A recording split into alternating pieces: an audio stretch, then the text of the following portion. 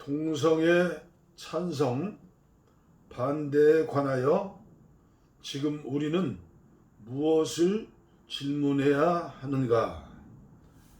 이 시간은 성소수자 인권운동가 백조연님의 글을 제가 소개해 올리겠습니다. 하나님의 형상대로 지음받은 모든 지구촌의 사람들, 그들은 우리가 사랑해야 할 그런 하나님의 또 다른 형상들이죠. 사랑하기 위해서는 배워서 알아야 합니다. 왜일까요? 이해하는 것이 사랑의 시작이기 때문입니다. 오늘 제가 읽어드리는 이 말씀에 귀를 기울이시고 성소수자 동성애에 대해서 반대하시는 분들도 꼭 끝까지 들으셔서 기독교인들이라면 그들의 영혼을 어떻게 해야 구원할 것인가 심각하게 기도하시면서 답을 얻으시기를 바랍니다. 단편 소설 오멜라스를 떠난 사람들에서 어슐러 르균은 해변 도시 오멜라스를 그려낸다. 도시에는 왕과 비밀 경찰이 없고 최소한의 법과 규칙만 있을 정도로 성숙하고 지적이며 열성적인 어른들과 아이들이 살고 있다. 나는 독자들에게 오멜라스가 아주 오래는 옛날 머나먼 곳에 있었던 동화 속 도시처럼 상상될지도 모르겠다며 어떤 표현도 오멜라스의 행복을 그대로 담아낼 수는 없다고 말한다. 그러나 오멜라스에는 주민들의 행복, 이 도시의 아름다움, 사람들 사이의 따뜻한 정, 아이들의 건강, 학자들의 지혜로움, 장인의 기술, 그리고 심지어는 풍성한 수확과 온화한 날씨를 위해 한 아이의 희생이 있어야 했다는 계약이 존재한다. 주민들에 의해 불행한 삶을 배당받은 아이는 어두운 지하 공간에 갇히게 된다. 오멜라스 주민들은 특정 나이가 된 이들에게 계약에 대해 이야기해 주기 때문에 사람들은 아이의 존재를 알게 된다. 아이를 직접 본 사람들은 처참한 광경에 충격받고 분노한다. 그러나 아이를 구원하기 위해 포기해야 할 것들을 떠올리며 자신들이 할 수 있는 것은 아무것도 없다고 결론을 내린다. 사람들은 아이가 이미 어둠에 익숙해져 있기 때문에 빛을 인지하지 못할 뿐만 아니라 빛을 보면 오히려 더욱 비참해질 것이라 말하며 아이의 느꼈던 연민과 분노를 거두어낸다. 어떤 이는 다시 일상으로 돌아가고 어떤 이는 오멜라스를 떠나 돌아오지 않는다. 지하 공간을 방문하는 사람들의 기척을 느낄 때마다 아이는 구해달라고 간곡히 외치지만 반복되는 외면에 점차 말을 잃게 된다. 이야기는 많은 사람들이 누려온 행실이 실은 한 아이에 대한 폭력을 통해 유지되어 왔음을 보여준다. 행복의 이면에 놓여있는 폭력은 다수를 위해 침묵하는 끔찍한 정의에 의해 가려진다. 오멜라스 사람들 가운데 죄인은 없다. 평범한 사람들 뿐이다. 그러나 이들의 무관심과 침묵, 외면은 폭력이 은폐된 일상을 지속시킨다. 이 소설은 악을 생산하는 사람들의 평범한 얼굴을 그려낸다. 2016년 10월 박근혜 정권의 권력 비리에서 촉발된 촛불 집회에는 언제나 성소수자를 상징하는 무지개 깃발이 함께했다. 그러나 새로운 시각 속에서 우리는 국민의 자리에서 성소수자가 배제되는 장면을 목격했다. 2017년 대선을 앞두고 일부 유력 대선 후보들이 보수 개신교 단체를 찾아가 동성애 반대를 약속하는 모습이 포착되었고, 2017년 4월 25일 JTBC의 대통령 후보자 토론회에서 대선 후보들이 동성애에 대한 찬성과 반대를 논의하는 장면이 전국에 방송되었다. 국민과의 약속을 이야기하는 자리에서 섹슈얼리티에 따라 범주화한 특정 집단에 대한 반대를 정치적 입장으로 밝히는 모습은 국민이 그 사전적 의미, 국가를 구성하는 사람처럼 자명한 것이 아님을 보여준다. 저도 생생하게 기억하고 있죠. 이 글은 동성애를 찬성하는가 반대하는가가 질문으로 설정되고, 동성애에 반대한다, 동성애를 싫어한다와 같은 말들이 의견으로 이야기되고 있는 작금의 상황에서 성소수자의 권리를 둘러싼 질문의 모순을 짚어보고, 나중이 아닌 지금, 그리고 여기에서 우리가 논의해야 할 질문이 무엇인지 고민해 보고자 한다. 왜곡된 목소리. 동성애를 찬성하십니까? 반대하십니까? 학교 수업 시사 프로그램, 인터넷 커뮤니티 등 일상에서 접할 수 있는 이 질문은 2017년 대선을 앞두고 보다 공적인 자리에서 논의되기 시작했다. 대선 기간 동안 동성애 찬성 반대에 대한 대선 후보들의 말의 수신자는 주로 보수 개신교 단체였으며, 이들의 말은 보수 개신교 단체의 문법과 유사했다. 2007년 입법 예고된 차별금지법을 계기로 반동성애 활동을 본격적으로 조직하기 시작한 일부 보수 개신교 단체들은 차별금지법을 동성애 차별금지법, 동성애법으로 부르고, 성적 지향 및 성별 정체성에 따른 차별금지를 동성애 옹호 찬송이라 주장하면서 의미를 축소하고 왜곡해왔다. 뿐만 아니라 성적 지향 관련 문구가 포함된 서울시민인권헌장, 차별금지법, 인권조례, 가족지원기본법, 생활동반자에 관한 법안 등이 논의될 때마다 이를 무산시키기 위해 신문에 광고를 게재하거나 기자회견을 열고 관련 의원들에게 집단 항의를 하면서 정치적 압력을 행사해 왔다. 이런 활동은 성소수자의 인권을 위한 법적 장치를 만들어질 수 있었던 기회를 무산시켰고, 성소수자 인권 문제를 동성애에 대한 찬성 반대 차원으로 되풀이시키면서 이 이상의 논의 자체를 어렵게 만들었다.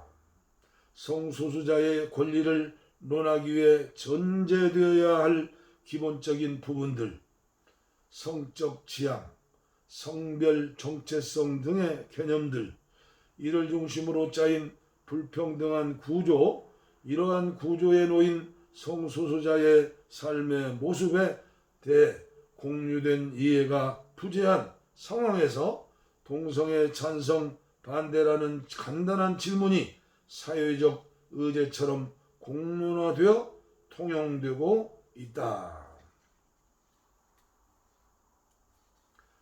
많이 발전했죠. 잘못 던져진 화살. 일반적인 사회적 의제들과 달리 동성애 찬성 반대는 동성애를 포함 배제할 것인가를 묻고 있다. 그러나 여기에는 동성애라는 세 글자의 의미, 나아가 동성애를 찬성 반대한다는 것이 어떠한 의미인지에 대한 논의가 생략되어 있다. 동성애는 무엇을 의미하며 왜 우리는 동성애를 질문의 대상으로 삼고 있는가? 한편 이 질문을 자연스럽게 받아들이며 동성애를 찬성할 것인지 반대할 것인지 고민하는 이들은 누구인가? 다양한 몸들을 의학적 판단에 따라 여성 혹은 남성이라는 두 가지 성별로 분류하고 여자는 여자답게 남성을 사랑한다, 남자는 남자답게 여성을 사랑한다는 통념이 지배적인 사회에서 우리가 어렸을 때부터 마주하고 배우는 사랑은 이성 간의 사랑이다. 성을 가르치는 교과서 속에, 영화와 드라마 장면 속에, 노래 가사 속에 사랑이라는 단어의 사전적 의미 속에, 혼인신고서 속에 연인과 가족이라는 이름 속에 결혼, 임산과 출산, 양육, 가족 재생산이라는 적절한 삶의 시간표 속에, 그리고 애도의 장면 속에 이성적 사랑이 그려져 있다. 이성애를 적법하고 규범적인 기준으로 구성하는 경제적 자원, 문화적 권력, 사회적 통제의 제도와 과정인 이성의 규범성은 사회와 그 사회를 살아가는 사람들의 삶을 조직하는 주요한 구조적 질서다. 어떤 이는 이러한 질서에 몰입하거나 몰입하지 않아도 별다른 의심 없이 이를 따르지만 어떤 이는 자신이 이에 맞지 않음을 확인한다. 적절한 삶의 모습과 맞지 않는 자신들 혹은 자신의 욕망, 관계를 설명하기 위해 스스로에 맞는 이름을 찾고 설명하는 것, 나아가 이성의 중심의 질서를 탐문하고 분석하고 해체하는 것은 이성의 규범성에서 배제된 사람들의 몫이었다. 1993년 최초의 동성애자 인권단체로 알려진 초동회가 결성되었고 대학 내 성소수자 모임 결성, 한국 동성애자 인권운동협의회 발족 등을 거치면서 성소수자는 사회적 집단을 구성하며 연결을 확장해 왔다. 성소수자 인권단체는 성소수자의 역사를 발굴하고 당사자의 목소리를 통해 삶의 모습을 재현하면서 삶에서 마주친 욕망과 차별을 드러내는 작업을 진행해 왔으며 성소수자 차별 철폐와 인권 증진을 위한 법 제정 및 제도와 과정에 개입해 왔다. 많은 사람들이 인권을 인간이기 때문에 자명해 주어지는 권리, 천무인권, 양도하지 못하는 권리, 자연권, 그 어떤 경우에도 침해될 수 없는 인간의 존엄성으로 이해하고 있음에도 불구하고 모든 인간의 권리가 보장되고 있지 않은 현실을 비판해 왔다. 나아가 권리 이전의 인간의 의미를 질문하며 인간이 단순히 생물학적 종을 의미하는 것이 아니라 타인의 인정을 통해 획득되는 자격이라는 점, 이때 자격은 젠더, 섹슈얼리티, 인종, 국적 등의 축에 따라 유계적으로 구성된다는 점을 지적해 했다. 오랜 역사 동안 이성의 남성이 곧 인간의 얼굴로 그려져 온 사회에서 여성, 성소수자, 이주민 등 소수자의 얼굴들이 삭제되어 왔다는 것이다. 이처럼 성소수자 인권운동은 이성의 규범적 사회에서 누락되었던 성소수자의 역사를 복원하는 과정이자 경험의 서사화를 통해 집단적 주체로서 성소수자를 새롭게 구성하는 과정이었다. 기존의 이성의 남성 중심적 인권 논의에 균열을 내고 이를 해체하고자 하는 목소리에 귀를 기울이는 것, 이러한 목소리를 확장하는 것은 인권 논의 자체를 새롭게 들짓기 위한 기반을 마련했다. 이를 위해서는 한국 사회에서 구성되고 있는 구성하는 성소수자의 의미, 성소수자의 삶을 둘러싼 조건들을 생산하는 권력의 문제들, 역사적인 맥락에서 살펴보는 것이 중요하다. 그러나 현재 통용되고 있는 동성애 찬성, 반대는 성소수자의 역사와 이를 둘러싼 권력의 문제를 지원할 뿐만 아니라 성소수자 자체를 문제 삼고 있는 것이다. 질문하지 않는 것들은 한국 사회에서 오랜 시간 동안 성소수자는 인간으로서 재현되기보다는 범죄화되거나 병리화되어 왔다.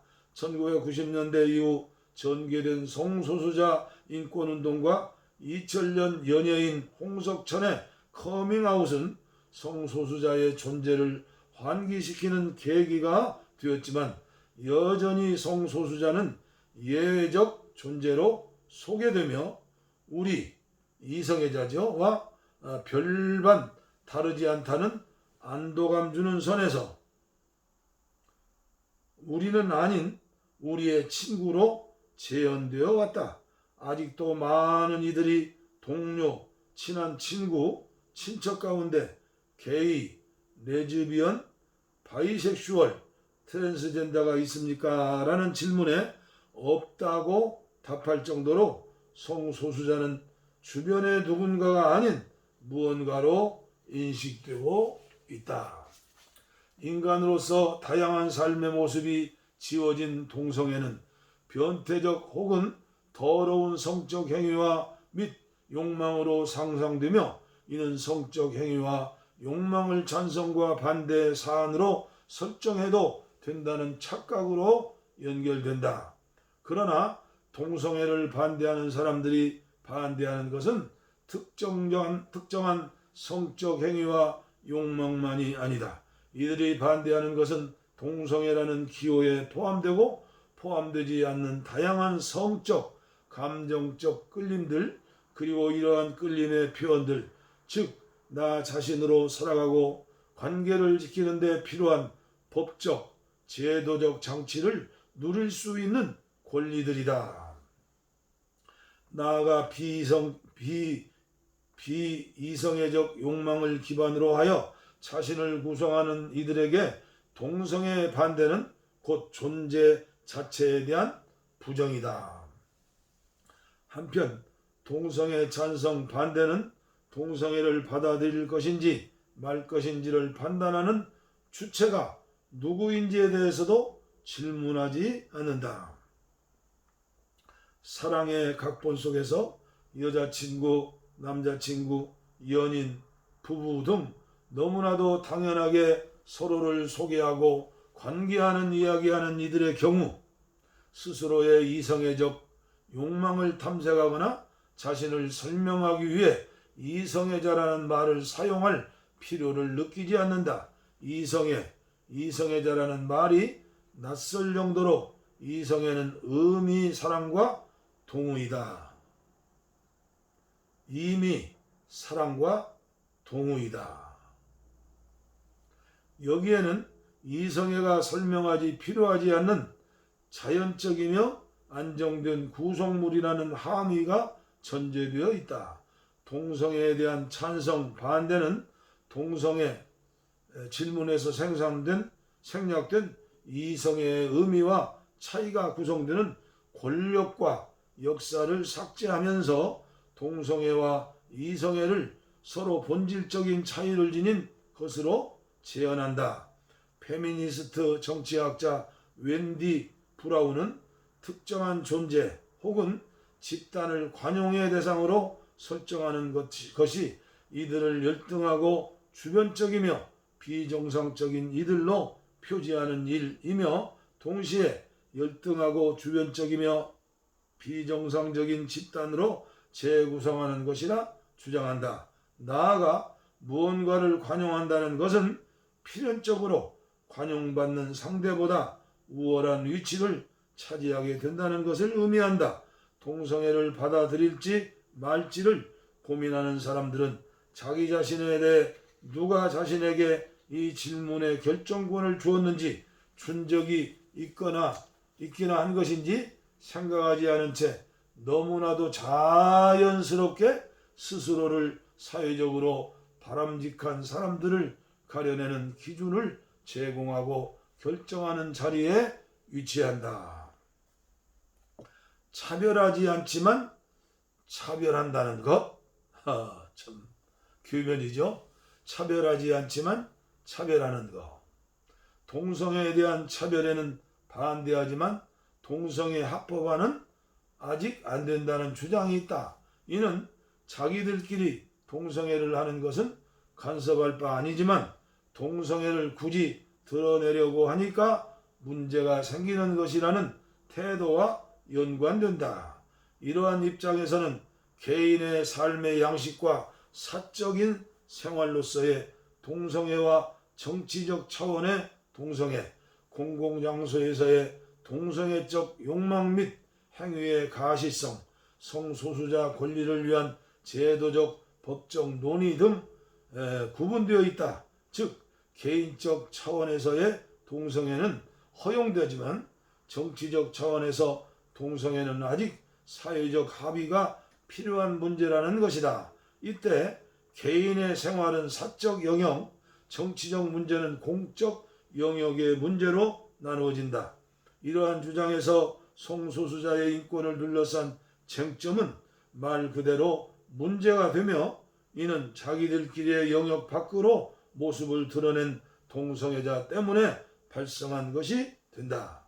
사적 영역과 공적 영역이라는 두 가지 구분에서 동성애는 사적 영역에 배치되며 공적 영역에 드러나지 않거나 정치적 문제로 이야기되지 않는 선에서만 허용된다.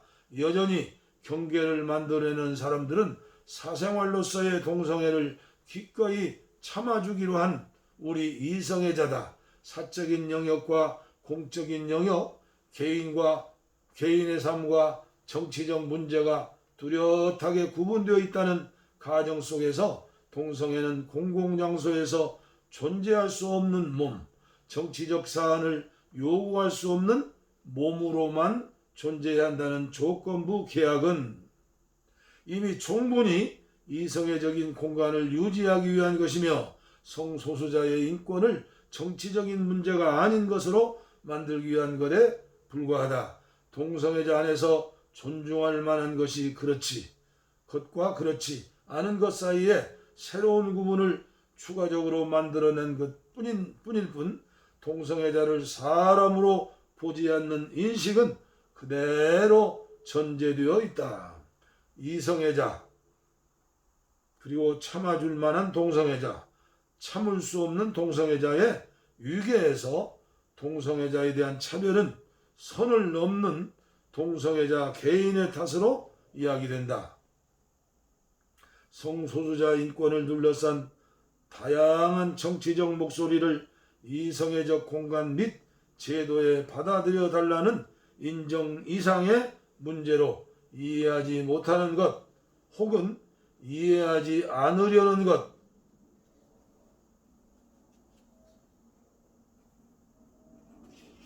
밑에 난해주에 이렇게 나오네요.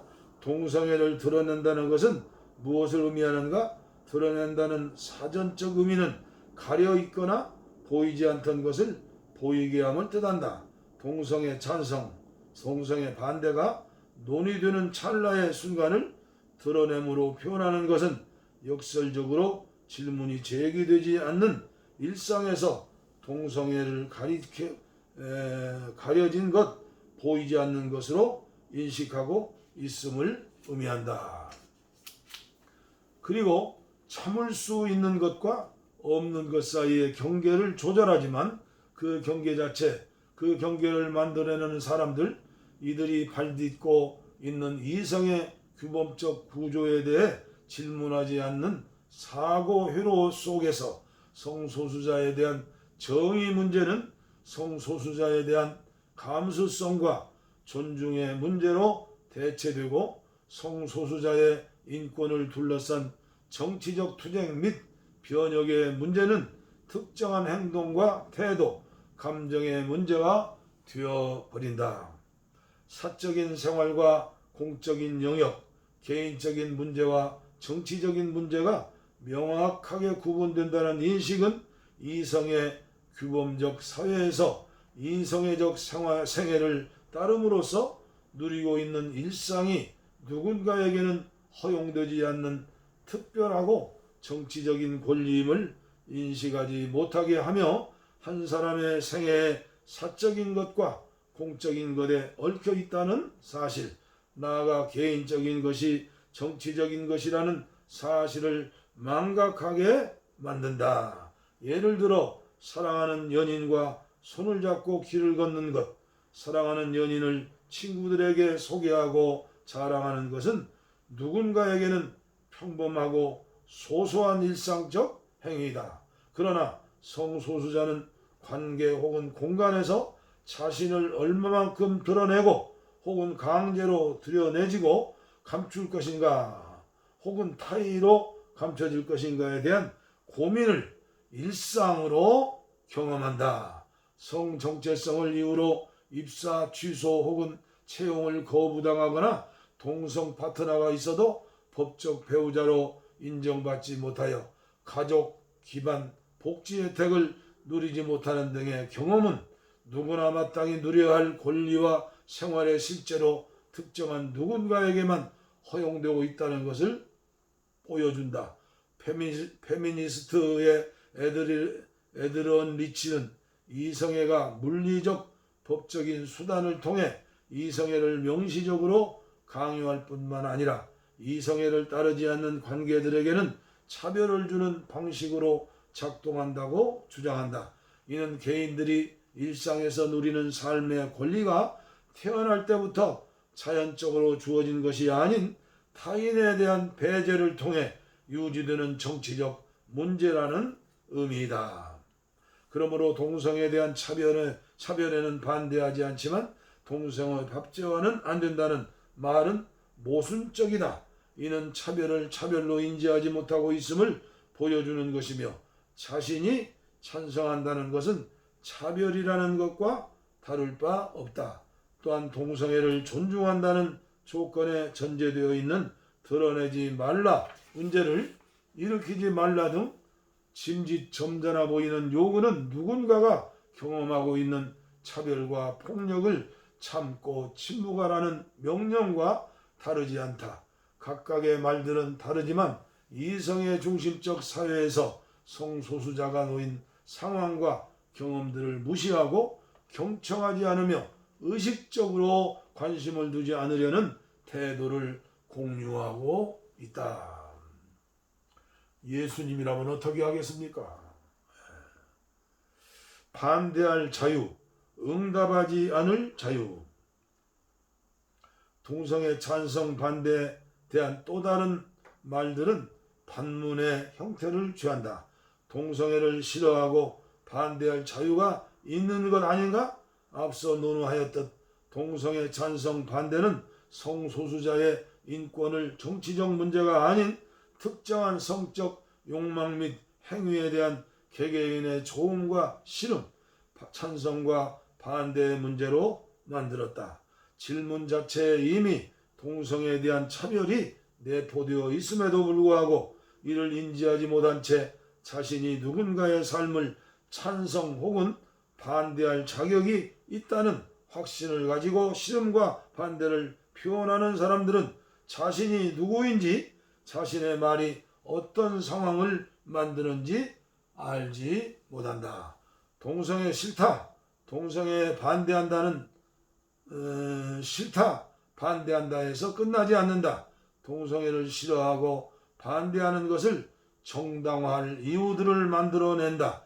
동성애를 비정상적, 병리적, 비윤리적인 성적 욕망 및 행위로 이야기하는 것에서부터 동성애가 에이즈 발병의 주요 원인이며 이를 치료하기 위해 드는 고액의 비용이 국민의 세금으로 부담되고 있다와 같이 객관적이고 합리적인 것으로 보이는 정보에는 동성애에 대한 편견과 차별이 담겨 있으며 동시에 이를 재생산한다.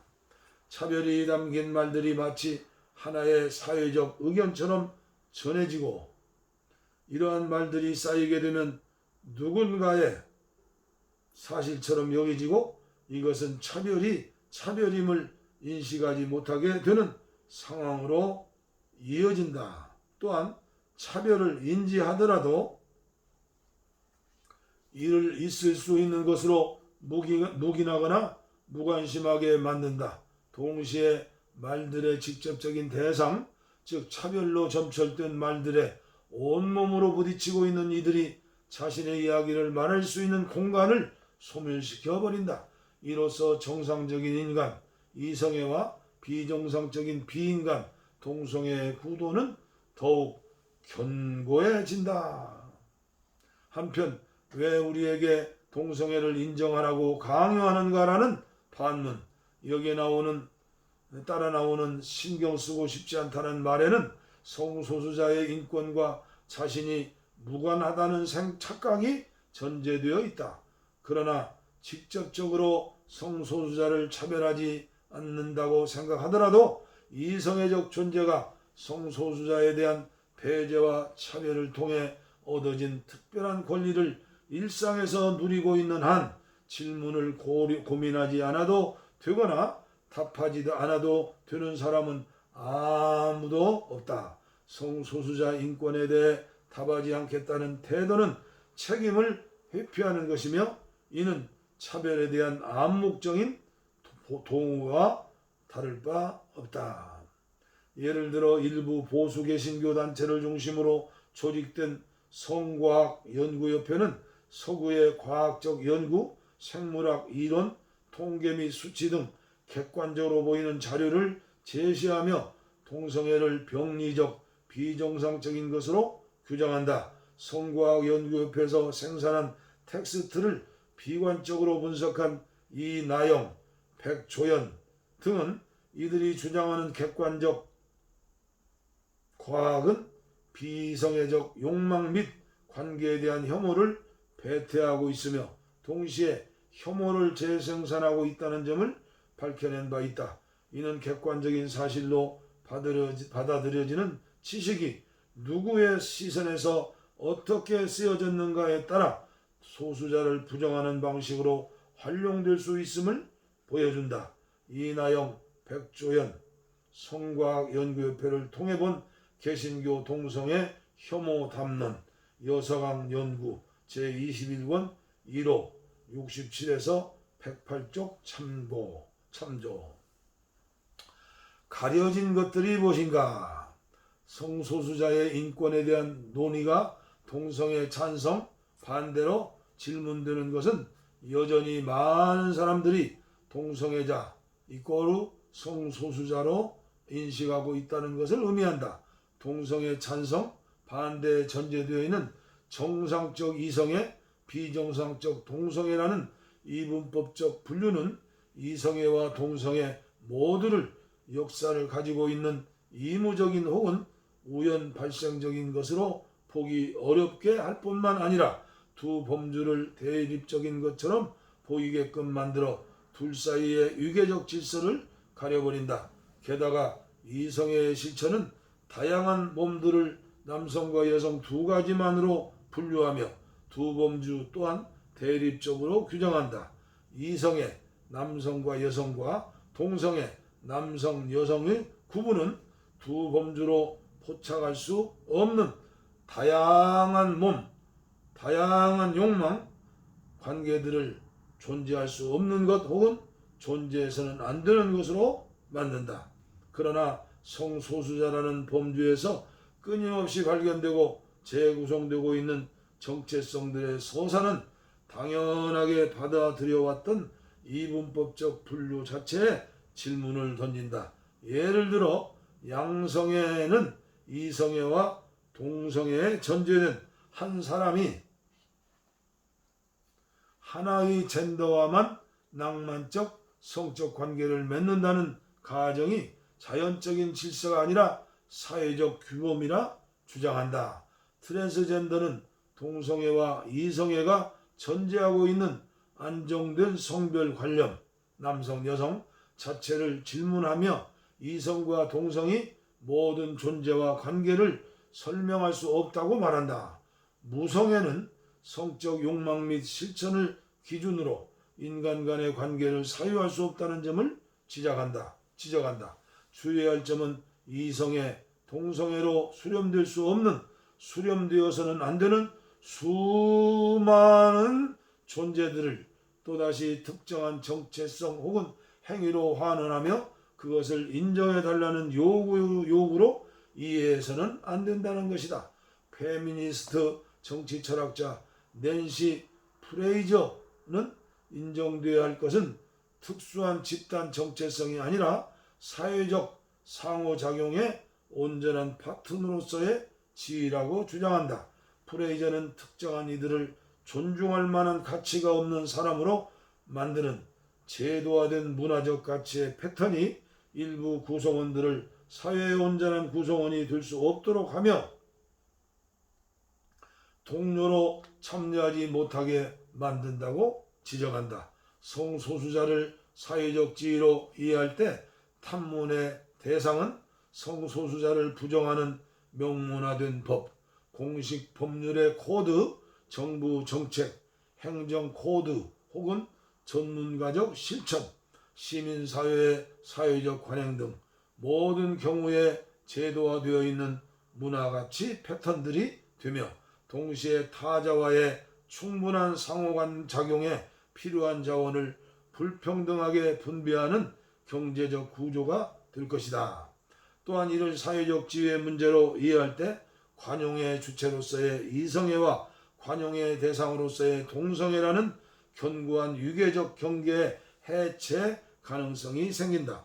이성애, 동성애, 이에 따라오는 권리 및 위치를 자연적인 정체성에서 발현된 것이 아닌 사회적 맥락 속에서 상호간의 인정에 따라 차등적으로 배분된 자격으로 이해할 수 있기 때문이다. 이때 사회적 지위로서의 이성애자에게는 성소수자를 받아들일 것인지 말 것인지에 대한 선택이 아닌 의식적인 혹은 무의식적으로 적극적 혹은 소극적으로 저마다 성소수자를 사회의 온전한 구성원에서 배제해온 구조적 과정에 참여해 왔음을 인식함과 함께 이를 통해 발생한 차별을 줄이거나 제거하고 궁극적으로 구조적 과정을 바꾸어가야 할 책임을 성찰하며 실천할 책무가 남겨진다. 지금 다시 질문해야 할 것, 2011년 7년 대선을 앞두고 정치적 자리에서 성소수자의 인권에 대한 논의가 이루어지기 시작했다. 그러나 성소수자 인권에 대한 질문은 동성애 찬성 반대라는 간단한 문제로 처리되어 버렸고 동성애에 대한 사회적 합의가 부재한 지금의 상황에서는 이야기하기 어려운 기약 없는 나중의 문제로 미루어졌다. 20년 어쩌면 더 긴 시간 동안 성소수자로 자신을 이야기해온 이들은 글을 통해 목소리를 통해 사회적 집단의 구성을 통해 때로는 죽음을 통해 차별과 억압의 경험을 드러내고자 했다. 이 과정에서 다른 사람들과의 만남 그리고 대화를 통해 발견한 공통의 경험은 나의 경험이 혼자만의 것이 아님을 인식하게 했고 이는 공통의 경험을 설명할 수 있는 차별, 억압, 배제, 폭력, 혐오 등의 언어를 만드는 움직임으로 이어졌다. 그러나 누군가의 절박한 목소리가 계속해서 찬성 또는 반대의 말로 돌아오는 것 혹은 누군가의 당장의 생존이 나중의 문제로 미루어지는 것을 무엇을 의미하는가? 그들에게는 생존의 문제라는 거죠. 이는 사회적 합의를 위한 의사결정 규칙이 모든 구성원에게 동등한 목소리를 보장하고 있지 않다는 것, 즉 성소수자가 동등한 수준에서 사회적 삶의 동료로 참여하는 것을 방해받고 있음을 의미한다. 들을 준비가 되어 있지 않는 사회에서 사회적 합의라는 말은 성소수자의 인권을 예면하고자 하는 변명일 뿐이다. 그렇다면 지금 우리는 무엇을 질문해야 하는가? 먼저 누구의 목소리가 들리고 들리지 않고 있는지, 누구의 목소리가 사회적으로 합의할 만큼 지금의 문제, 나중의 문제로 논의되고 있는지, 이러한 문제들이 누구의 언어로 이야기되고 있는지를 질문해야 한다. 또한 다양한 욕망, 관계, 존재들을 이성애와 동성애 두 가지만으로 분류하고 이 두 가지 범주의 경제적, 정치적, 문화적 자원들을 불평등하게 분배할 뿐만 아니라 이 두 범주로 인식되지 않는 존재들은 살 수 없게 만드는 구조에 대해 질문해야 한다. 그렇습니다. 살 수 없게 만드는 구조에 대해 질문해야 한다. 나아가 성적 지향을 기반으로 한 단일한 정체성 관념과 집단의 불가능성을 인지하며 성적 지향이 성별, 계급, 장애 등 개인의 삶을 불평등하게 조직하는 축들과 교차하며 만드는 다층적인 차이들을 고민해야 한다. 새롭게 짜인 질문은 이 질문에 얽힌 사회의 성원으로서 각자의 위치와 역할과 책임에 대한 고민이 될 것이다. 여기에 찬성, 반대, 무응답은 더 이상 유효하지 않다. 지하 공간에 아이를 보고 분노했던 사람들 중 몇몇은 끝내 오멜라스를 떠나버린다. 정의롭지만 충분히 정의롭지 못했던 이들이 떠나지 않았다면, 아이의 목소리에 귀를 기울였다면 이야기의 결말은 달라졌을 것이다.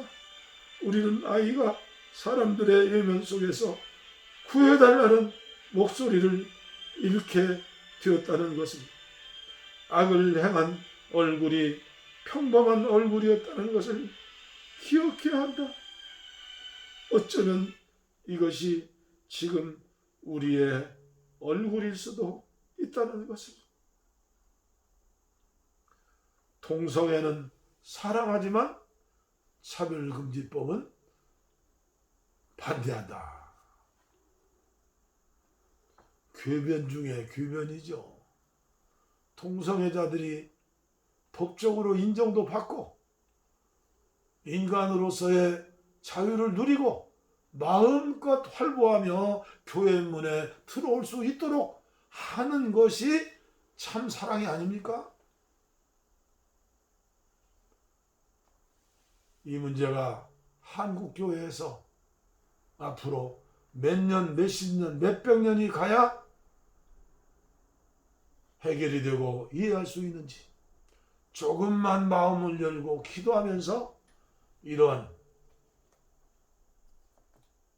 좌파적인 이런 이론과 설명을 듣고 영화도 보고 다큐멘터리도 보고 그들과 함께 울어도 보고, 저는 이제 77살입니다. 이제 주님 부르시면 언제든지 하나님 나라 가야 합니다. 그러나 인간은 육신과 영혼과 영과 영과 혼과 육체로 되어 있지 않습니까? 이들이 예수님을 안 믿는다 하더라도 이들의 마음, 정신, 육체가 있지 않습니까? 그들을 인정해 주지 않는데 생명의 구세주 예수를 어떻게 전하며 그들이 어떻게 받아들이겠습니까? 옥토가 되어서 씨앗을 뿌려야지 어떻게 길바닥 같은 곳에 뿌릴 수 있겠습니까? 마음문을 열고 앞서가는 나라 사람들의 책도 있고, 그리고 궁금하시면 언제든지 우리 기도원에 연락 주셔서 함께 의견을 나누고, 그리고 질의응답도 하고, 그러면서 서로 알지 못하는 세계에 대해서 알게 된다면 우리가 얼마나 폭이 넓은 그런 사랑의 마음을 가지고 남은 생애를 행복하게 살 수가 있겠습니까? 죄송합니다. 감사합니다.